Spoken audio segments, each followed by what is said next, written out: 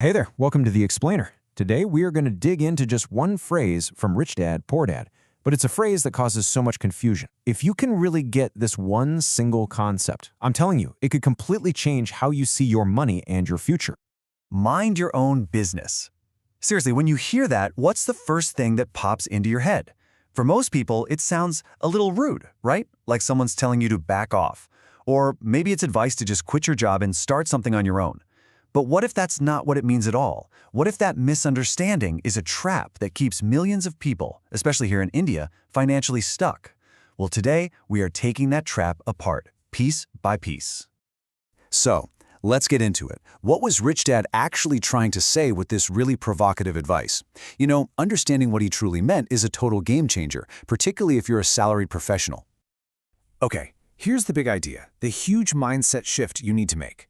Minding your own business has nothing to do with being a bad employee or quitting your job tomorrow. It's about a really simple but powerful idea. Your 9-to-5 job is not your business. Your salary? That's just what you get paid for your time.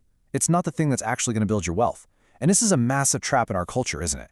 We pour all our time and our best energy into our jobs, making our employers rich, while our own financial future just stays where it is. So, if your job isn't your business, then what is? Well, this is where Rich Dad's real meaning comes in. It's all about a shift in focus, a big one, from looking at your salary to looking at your assets.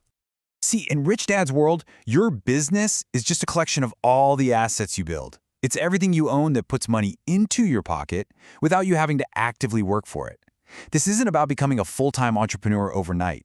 It's about building a foundation of ownership on the side while you still have your job. And just look at the difference in focus here. Poor Dad, who is a really smart guy with a great job, he focused on things related to his job, right? The next promotion, a bigger salary, job security. His whole world was his employer. But Rich Dad, his focus was completely different. He was always looking at things he could own, investments, properties, new business deals. See, one person's life was about earning income from a job, the other's was about earning income from assets he owned. And let's bring this right here to India today. This is super practical stuff. Your business could be that Misho store you run in the evenings. It could be your stock portfolio that's slowly growing. Maybe it's a YouTube channel that's just starting to get some views. The point is, you own and control these things. They work for you to build your wealth, not somebody else's. You know, when you think about it this way, it really leads to two completely different financial paths. And as we walk through them, I just want you to ask yourself, honestly, which one are you on right now? Okay, first up, there's the EMI path. This is the big middle-class trap, and it's so common. It starts with your salary. Then, pretty quickly, come the EMIs for the new phone, the bike, maybe a car, and then comes the biggest one of all, the home loan. And what's the result? You spend the next 30, maybe 40 years of your life just working to pay off all this debt for things that are actually liabilities. You end up retiring with very little savings, and you're still dependent on others. It's a tough cycle. But then, there's the other path, the asset path. Now this also starts with a salary, but look at step 2. This is the game changer. You save and you invest first, before you spend on anything else. You use that money to start a small side hustle or to buy assets that generate their own income. And then you use that income to buy even more assets. You see the difference? This path isn't about paying off debt. It's about building freedom. And this is the path that leads to true financial independence. All right, so let's get really specific. Let's put them side by side. What are the actual real-world differences between just relying on your job versus building your own business, your own asset column? Let's break this down. With a job, you're earning active income. That means if you stop working, the money stops. But with assets, you start earning passive income, money that can come in even while you're sleeping.